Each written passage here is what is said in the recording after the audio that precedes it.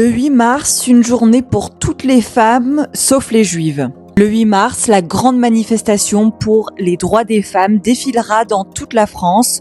Une mobilisation essentielle, un moment de lutte et de revendication. Mais cette année encore, une question se pose. Toutes les femmes y sont-elles vraiment les bienvenues? Dans l'appel officiel, on lit la liste des causes défendues, notamment la solidarité avec les femmes du monde entier, afghanes, iraniennes, palestiniennes, kurdes, mais les israéliennes absentes.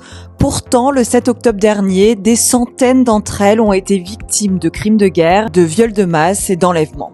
Alors pourquoi ce silence?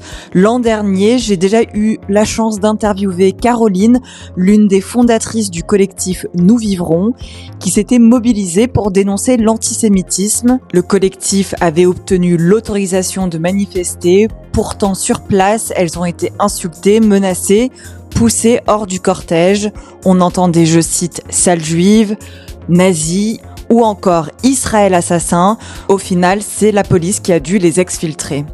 Pendant ce temps, l'antisémitisme explose. Les actes antisémites ont été multipliés par 4 en un an. Dans les écoles, 37% des élèves refuseraient d'être amis avec un juif s'il soutient Israël. Ce sont des faits, pas des impressions. Alors pourquoi cette gêne à dénoncer toutes les formes de haine ? Demain, la marche du 8 mars rassemblera des milliers de voix. Mais peut-on vraiment parler de lutte universelle quand certaines femmes sont exclues, non pas pour leurs idées, mais pour ce qu'elles sont? L'égalité ne devrait jamais être conditionnelle et le féminisme, s'il est sincère, ne peut pas être à géométrie variable.